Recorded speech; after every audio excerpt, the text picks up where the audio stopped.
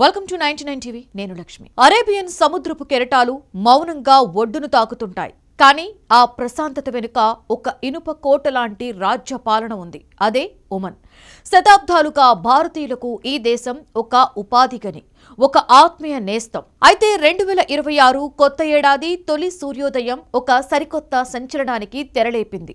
ప్రపంచమంతా నూతన సంవత్సర వేడుకల్లో మునిగి తేలుతుంటే ఒమన్ సుల్తానేట్ మాత్రం కోట్లాది మంది భవిష్యత్తును మార్చేసే ఒక విప్లవాత్మక చట్టాన్ని అమల్లోకి తీసుకొచ్చింది.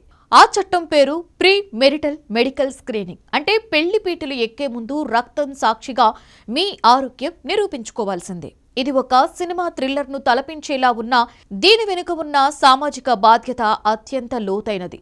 సాధారణంగా పెళ్లి అంటే రెండు మనసుల సంగమం, రెండు కుటుంబాల కలయిక. కానీ ఒమన్ ప్రభుత్వం దీనికి మరో నిర్వచనమిచ్చింది. పెళ్లి అంటే రెండు రక్త కణాల కలయిక, తరతరాల ఆరోగ్య వారసత్వం. 2026 జనవరి 1 నుండి ఒమన్లో వివాహం చేసుకోవాలి అనుకుని ఏ జంటైనా సరే, వారు ఒమన్ పౌరులైనా లేదా అక్కడ నివసిస్తున్న విదేశీయులైనా తప్పనిసరిగా వైద్య పరీక్షలు చేయించుకోవాల్సిందే. ఈ పరీక్షల రిపోర్టు లేకుండా వివాహ రిజిస్ట్రేషన్ జరగదు. ఈ స్క్రీనింగ్ లో ప్రధానంగా 3 ప్రాణాంతక అంశాలపై దృష్టి పెడతారు. ఒకటి genetic screening. Thalassaemia, sickle cell anaemia వంటి జన్యు వ్యాధులు పిల్లలకి సోకకుండా చూడడం. ఇక రెండవ వైరల్ లోడ్ టెస్టింగ్. అంటే హెపటైటిస్ బి, సితో పాటుగా హెచ్ఐవి వంటి వైరస్లు ఒకరి నుండి మరొకరికి వ్యాపించకుండా అడ్డుకట్ట వేయడం. మూడవది బ్లడ్ గ్రూప్ కంపాటబిలిటీ. భార్యాభర్తల రక్త గ్రూపుల మధ్య ఉండవలసిన సమన్వయాన్ని పరీక్షించటం. ఒమన్లో దాదాపుగా 6 లక్షలకి పైగా భారతీయులు నివసిస్తున్నారు. వీరిలో ఎక్కువ మంది కేరళ, తెలంగాణ, ఆంధ్రప్రదేశ్ రాష్ట్రాలకి చెందినవారే. ఈ కొత్త చట్టం వీరి జీవితాలపై సానుకూల సవాలుతో కూడిన ప్రభావాలను చూపుతోంది. ఒమన్లో ఉంటూ అక్కడే పెళ్లి చేసుకోవాలి అనుకునే భారతీయ జంటలు ఇప్పుడు ఖచ్చితంగా ప్రభుత్వ గుర్తింపు పొందిన ఆసుపత్రుల్లో ఈ పరీక్షలు చేయించుకోవాల్సిందే. ఆ రిపోర్టులు సమర్పించనిదే అక్కడ భారత రాయబార కార్యాలయం ద్వారా వివాహ ధృవీకరణ పొందడం కష్టమవుతోంది. భారతీయ కుటుంబాలలో ఒక చిన్నారి జన్యుపరమైన లోపంతో పుడితే ఆ కుటుంబం ఆర్థికంగా కుప్పకూలిపోతుంది. ఒమన్ ప్రభుత్వం ముందే ఈ పరీక్షలు నిర్వహించడం వల్ల భవిష్యత్తులో వచ్చే భారీ వైద్య ఖర్చుల నుండి భారతీయ ప్రవాస కుటుంబాలకు ఒక రక్షణ కవచాన్ని లభిస్తోంది.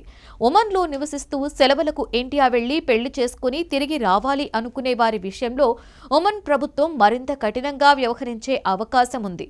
ఇండియాలో చేసుకున్న పెళ్లిని ఒమన్లో రిజిస్ట్రేషన్ చేయాలి అన్నా లేదా ఫ్యామిలీ వీసా పొందాలి అన్నా ఈ మెడికల్ సర్టిఫికేట్ అడిగే అవకాశం ఉంది. భారతీయ సమాజంలో పెళ్లికి ముందు ఇలాంటి పరిస్థితులు అంటే ఒక రకమైన సంకోచం ఉంటుంది. అయితే ఒమన్ చట్టం గోప్యతకు ఇచ్చే ప్రాధాన్యత ఇక్కడ భారతీయులకు పెద్ద ఊరట.